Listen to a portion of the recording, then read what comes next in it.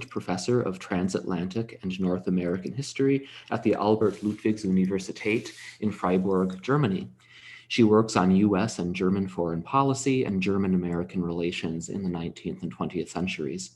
Her first monograph, Selling Weimar, German Public Diplomacy and the United States, 1918 through 1933, was published in January 2021. She is currently working on her second book, a study of US humanitarianism and transatlantic relations from the 1890s to the 1970s.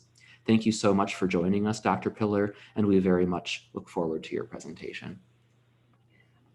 Thank you so very much. Hi, everybody, and good midday to everyone in the United States. I want to thank first, of course, the German Society of Pennsylvania and especially the Library Committee, Maria, Bettina, and Alex. Thank you so much for having me. I will be presenting on my book that just came out, but of course I'm not trying to sell you something. Due to the generosity of the German Historical Institute, Washington, it's actually free online. So you can just, if after this talk you feel you want to know more, which of course I'd hope, you can just go online and read the book. Yes, I find it very fitting that I get this opportunity because I did hold a Horner Memorial Library Fellowship in 2013. And so some of my dissertation is based on the great materials that the library and the archives hold. So it is an extreme pleasure to be here. I've not been very original with the title. Basically, I will be talking about some of the aspects of the book, and I gave the talk the title Selling Weimar, German Public Diplomacy and the United States, 1918 to 1933, same as the book. Since this is Zoom and since it can be very tiring to listen to a very long talk on Zoom, I've tried to keep it relatively light in academic terms, and I've thrown in a bunch of images that I hope can sort of make this easier to digest, even though the presentation is in a digital format. All right, let me dive in with some context. Okay, context. So the book is about the Weimar Republic. The Weimar Republic was founded after the defeat of the German defeat in the First World War. And most Germans considered, and so from the beginning, it had to deal with wide-ranging problems and difficulties. And of course, the most important was how do you deal with German defeat? How do you deal especially with the Versailles Peace Treaty that was agreed on in 1919, that most Germans considered highly unjust and that they felt sort of curtailed the German future and sort of the livelihood of the Reich in a short and long-term perspective. So for the Weimar Republic, founded in November 1918, the revision of the Versailles Peace Treaty was the key foreign policy goal. It was the number one thing they wanted to accomplish. They wanted to overturn the conditions that this peace treaty set, whether it be the sort of smaller territory they had to deal with, whether it was demilitarization or whether it was overturning reparations. And in this regard, with reparations, with what Germany had to pay after the war, the United States was especially important. So basically, they decided early on that they need American support. America had been very influential during the war, but also afterwards, of course, at Versailles with Woodrow Wilson. And they determined that if they wanted to overturn this treaty, then they would have to get American support to do it, especially since America was the allied creditor and could exert considerable pressure on sort of a better reparations deal, but all sorts of other political questions as well. For a long time, they basically banked on American self-interest. They thought, well, America is interested in a stable and prosperous Germany because they want a stable and prosperous Europe, and hence they will sooner or later come and support us in sort of throwing off reparations payments, for example, that are too high. But they very soon, and both they, I mean, especially German foreign policy makers, but also the public, realized that this wasn't necessarily going to happen in the way that they had hoped. And the key problem was the American public.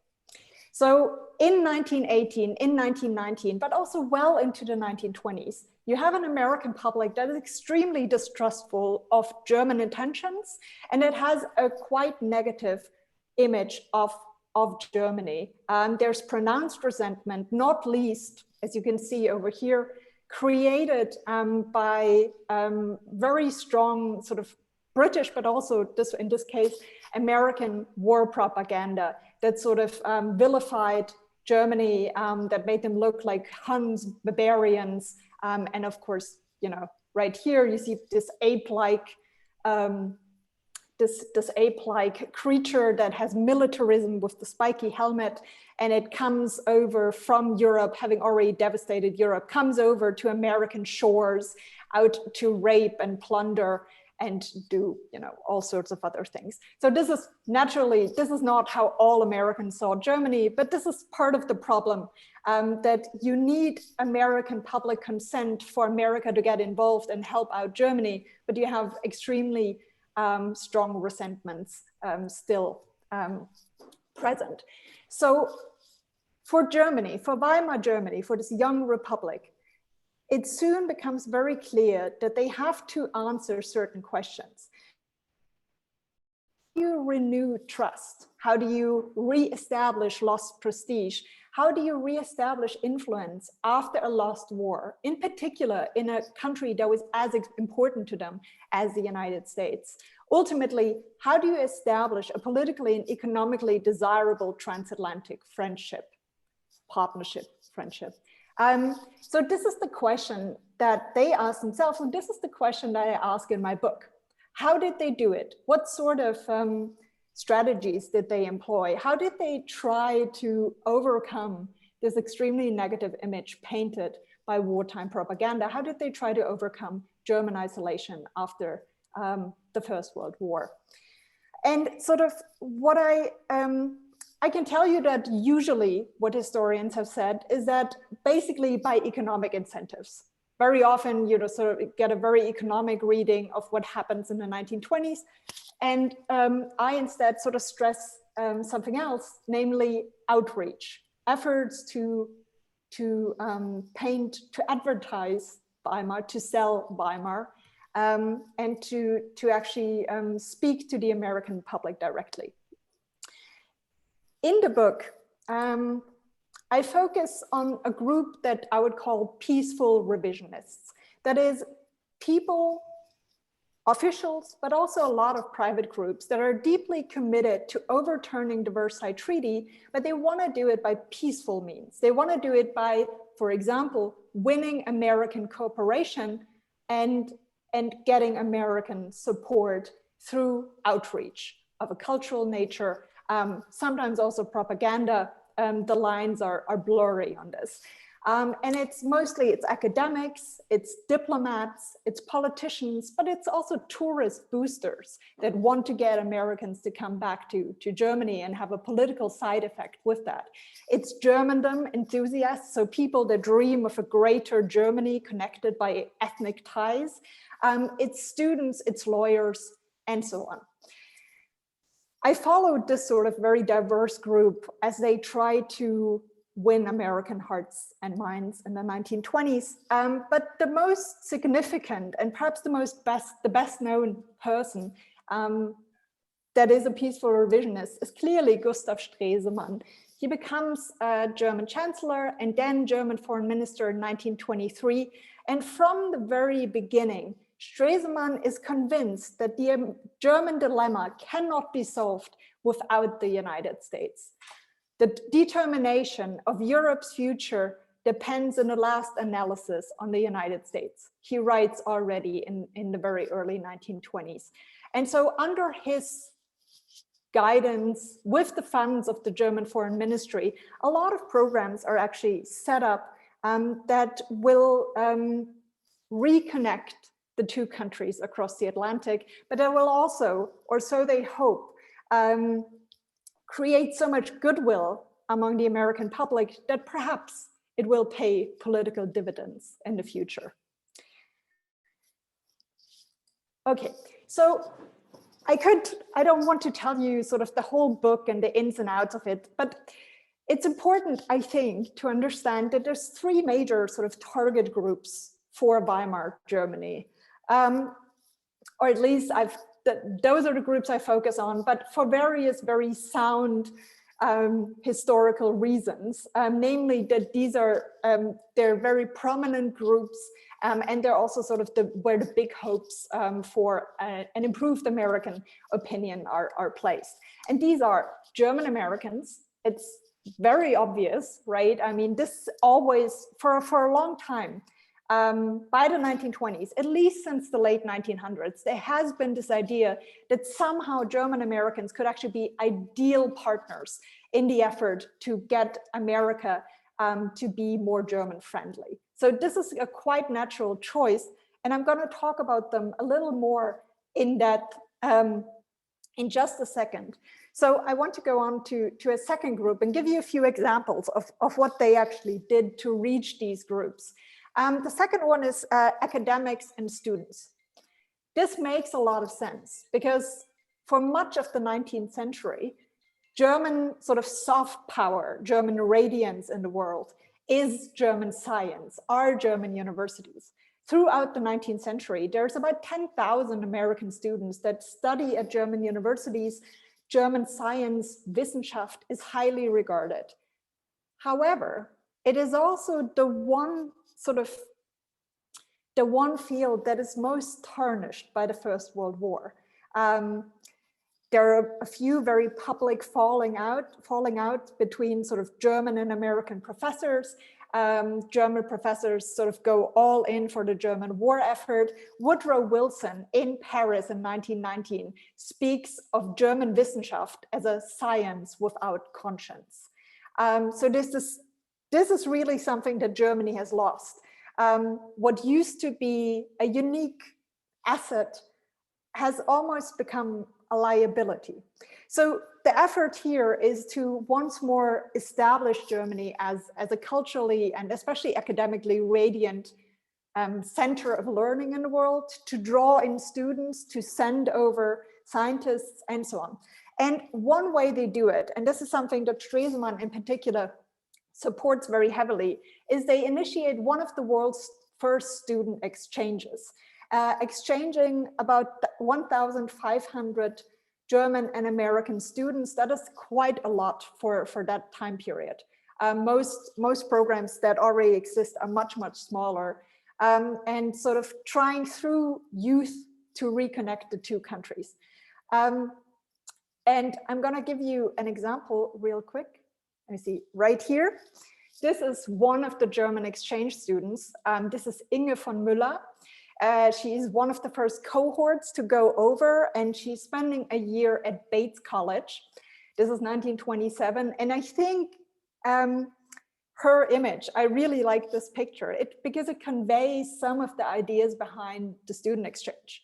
She was selected very carefully, as were all the exchange students, and she was supposed to be a national ambassador. She's now on the campus of an American university, and she's supposed to, represent a different Germany, not the one of militarism, not the ape with the club, but, this attractive, smiling, enthusiastic young woman. A completely sort of a way to try and establish a completely different image of Germany. And of course, her example is just one of, as I said, about 700 or 800 German students coming over, and then the exact amount also coming over to Germany. And most of them actually took away extremely positive ideas of the other country. And sometimes I've spoken to a few of the grandchildren of some of these exchange students, and very often they actually kept contact to the United States through World War II and into the 1950s, 60s, 70s. Their children and their grandchildren very often also sort of went back to the United States. There has always been, for many of these sort of a stronger connection that was established in the 1920s through programs like these. And this was sort of one example of what they did with one of these groups. And then the third groups, German-Americans, sort of academics and students. And the third one is tourists. And it's actually been very, very interesting to research this because very little has been done on it. And there are 200 boxes lying around in Washington from the German Tourism Information Office that was founded in New York in 1925. And you can really see how they try to also establish a very different image of Germany. One, for example, like this one from 1931, marketing Weimar, marketing Germany as this sort of place of a leisurely, also sexually inviting, perhaps, place where you know, you could just have a really good time. Very modern, sleek, just, you know, sort of, I mean, this is the universal language of tourism advertisement, obviously, but in the German sort of, with the background of World War I and with the background of sort of this very negative image of Germany that prevails, you know, these unfold a very subtle political message as well. And also, I just want to add, I mean, obviously this is something that tourism offices do, but in the 1920s, because they want to get at American tourists and they want to bring them back, because tourists belong to an elite, an opinion shaping elite, the German government gets very heavily involved in tourism promotion because they realize that if you get American tourists, you not only get dollars, but you also get, if things go well, substantial goodwill. So these are just some of the examples of the things that sort of I've done in the book. And with most of these groups, I actually go back to around 1900 and I actually go to sort of the late 1930s to see how things start and how they develop and how they ultimately sort of play out in Wilhelminian and Weimar and Nazi Germany. But so Weimar is the focus of the book, and it's also when most of these things actually sort of come into being. And so I don't want to say too abstract, if with all the pictures that could even be said. But I want to focus on one group that I've actually researched in the Horner Memorial Library, and that is, of course, German-Americans. And I just want to briefly represent to you what happens in the 1920s to German ideas of sort of mobilizing German-Americans. Oh, sorry, no, this is, so this is recorded. I actually wanted to make a different point before I do this, and that is visually, very briefly remind you of what I think sort of the importance of these programs are.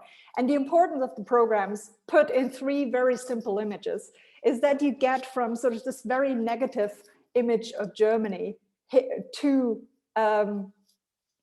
this one, and of course, in very strikingly similar pose, this one of Inge von Müller. And what you can also see is the effort to re-feminize Germany. So there's obviously a gender dimension to what is happening here, and the effort to get from the idea of militarist Germany to the one of attractive, welcoming, and perhaps a bit more feminine Germany. So as the only sort of, I want to get you a bit closer to the sources. And I want to, with one example, illustrate why Weimar Germany is so important for developing a German public diplomacy and how they do it. And I want to take very briefly the example of how Weimar and how Weimar diplomats in particular deal with German Americans. And this is so important because we actually know quite a lot of what both the Nazis do and what Wilhelminian Germans did. So during the First World War, they start to realize that German Americans could perhaps be mobilized for Germany, and that they might even keep the United States out of the war. And this fails horrendously. All it produces is a major backlash against German Americans, the eradication, as one historian has called it, of German culture in the United States. Not completely, but it is a very serious moment, and it's at least partly due to what what German officials do to give the impression that somehow German Americans are more German than American, and sort of tainting them as disloyal and as hyphenate Americans. So the interesting thing about Weimar is that they face a similar dilemma, right? I mean, they need German Americans, they think, because it's the natural group to look to, right? They have a lot of sympathy with Germany. They donate to all sorts of humanitarian endeavors. There's wonderful material on this in the Horner Memorial Library, really unparalleled. I don't think any library has a collection like this on especially sort of humanitarian aid that German Americans give to early Weimar Germany.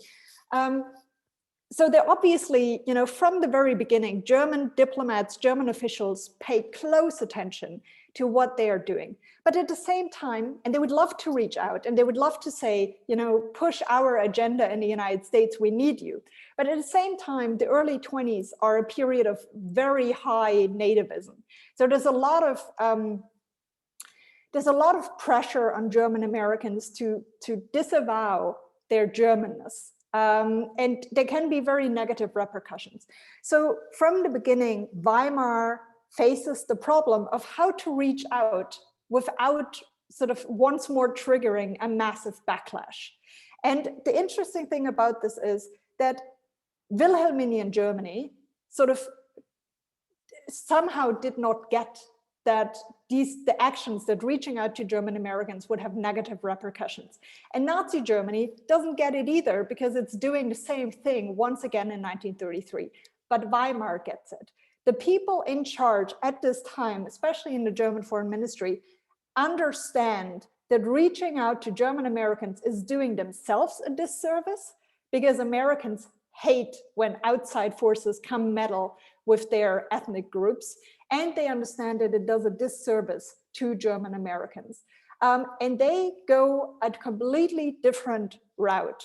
And that is, they formulate a sort of soft outreach policy, one that isn't really necessarily based on ethnicity at all, but is basically just treats German Americans as a sympathetic group that needs to be treated like all other Americans. And I'm giving you an example right here. Through all the massive tourism promotion that Weimar Germany did, they especially targeted German Americans. But that was never, it was never sort of an ethnic targeting or something. It was just, they targeted all Americans, but they made sure that unknown to most people, they would reach out especially to German Americans, because German Americans are just very likely that whenever they go to Europe, they will necessarily go to Germany. So this shows the German-American Steuben Society in Berlin in 1930, going on a splendid sightseeing tour provided by Käses Rundfahrten. So this is one of the things they did, not necessarily sort of targeted outreach to German Americans as German Americans, but to German Americans as Americans, just like they would to all other tourists. This said, I want to give you two examples of what I just said, sort of two archival examples to show that I'm not just making this up. And they explain why Weimar Germany adopted this completely different attitude. And the first one is realism. They're realistic. The specialists in the Foreign Office, in the German Foreign Office, are realistic enough to accept that outreach or mobilization of German Americans is not simply unwelcome, but it is actually downright dangerous. They get this, and this is a memorandum from 1920, but they repeat it like every year they repeat exactly that. We will only hurt ourselves if we try to mobilize, politically mobilize German Americans. And the second, and I'm just including this because it's a great source, it's a great archival quote, but it also tells you something about sort of the mindset of German diplomats. And it tells you that not engaging with German Americans was a conscious decision, but it was also shaped very profoundly by disillusionment with their lack of performance in World War I. That's one of them. And second, elitism. So the question here in this memorandum, this is from the German Consul General in San Francisco from 1925. And he's asked whether if they could not just be used politically, at least they might be used culturally, the German Americans. And he says that is too a terrible idea, because the vast majority of Germans who emigrate to this country have, as is well known, only an elementary school education. They are by all means honorable, respectable, and hardworking people, and they are, for the most part, lovingly attached to the old Heimat. Such attachment, however, is but of a sentimental nature. They cannot be creative exponents of German Kultur in the United States, not due to a lack of good intentions, but because they lack the qualities required for a Kulturträger. So abstaining from mobilizing German Americans is both an aspect of being realistic, and it's an aspect of just feeling very superior. And in general, I would also like to add that this doesn't just apply to German Americans. In general, there is a lot of arrogance, even in 1920s Germany, that goes around when it comes to American culture. And it is one of the reasons why Germans believe that cultural outreach will be so successful in the end, because, you know, America just needs that. And it will be happy once we provide them some of our irreplaceable culture. Coming back to German Americans, and this is important. This is one of Weimar's most important decisions. And when we talk about public diplomacy, we very often think it's about things you do, like a student exchange or so. But I would say it's also about things you don't do.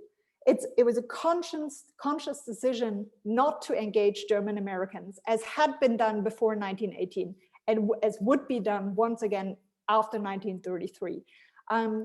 And this, abstaining from this alone, actually allowed Weimar Germany to be very successful in all its other pursuits. And so let me wrap this up and tell you why this is important, or why this might be important, why this book makes a certain contribution. In all, what I show is that public diplomacy was actually central to Weimar Germany's revisionist project. It was one way, and it was a very deliberate and at times very clever way to create a politically and economically useful friendship with the United States, with the new great power having arisen on the international scene. And I actually think, and I show this obviously in much more detail in the book, that it was quite successful. In many respects, what you do get is a transatlantic rapprochement, and a lot of historians usually credit that to, you know, overlapping financial and economic interests. And of course that's true, right? But you also have this in sort of a more public sphere. You also have these many encounters as between students. You have these many sort of new experiences that actually help the two countries grow closer together again, and that very often last until the 1940s or 50s or even beyond. The second thing, and this is more an academic debate, right, is that I showed that there was something of a Weimar-specific Republican foreign policy. It's been long, this is a long German debate about how unique the Weimar Republic's foreign policy actually is. And there have been arguments to one side that's basically just the same as Wilhelminian foreign policy, and to the other side. And what I show very clearly is that through decisions like not engaging with German Americans, you have a completely different foreign policy. And that foreign policy, it's not just the German Americans. The German Americans are one example of a German foreign policy that can actually abstain from doing things. They can think about stuff. They can be clever about American psychology. So what you get is very different from Wilhelminian and Nazi policy. You get an American policy developed in the German Foreign Ministry that is based on accommodation and that is based on psychology, about thinking what Americans, how they would react to certain steps being taken by Germany. And this is something that is very often charged Wilhelminian foreign policy, especially in the United States, lacked. They just could not make sense of the American mind. And Germans in the 1920s, in the Weimar Republic, with a restructured German foreign ministry, could, in part because the United States was all of a sudden very important.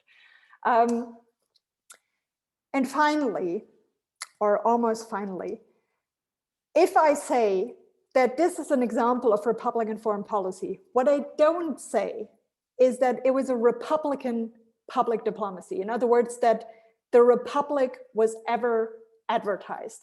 That is just not true. Actually, I wanted to call the book Selling Weimar, ? But of course the publishers hated it. So now it's called Selling Weimar, but they're not selling Weimar. They don't, very, very few people in Germany at the time get how much of an asset it is to be a democracy and to be a republic. I mean, and very often when they're faced with the option of whether they should promote themselves as democratic or whether they should promote themselves in a way that would further the revision of Versailles, they almost always choose revision. So for example, just one tiny example for this, way before 1933, the Weimar Republic is sending carefully selected students to the United States, and they are already in the Nazi party. So there's no screening for how you feel about Weimar at all. You can be a representative of Germany and you can be in the Nazi party even in 1931, and they will still fund you for 1 or 2 years abroad. So there's no safeguards here. So this, however, does not mean, of course, that in the long run, it doesn't have a positive effect. I think in the long run, perhaps Weimar is foundational. In Weimar, you get all these large organizations like the German Academic Exchange Service that today sort of are the backbone of German cultural diplomacy, of German public diplomacy in the world. And it's largely with regard to the United States that these organizations, these initiatives are being developed. And to this day, I think, provide a way to generate transatlantic understanding, even when transatlantic relations at large have their ups and downs, as we've recently seen. So thank you very much. And I'm just going to close with this picture from the from the Horner Memorial Library in 2013. And thank you very much for coming.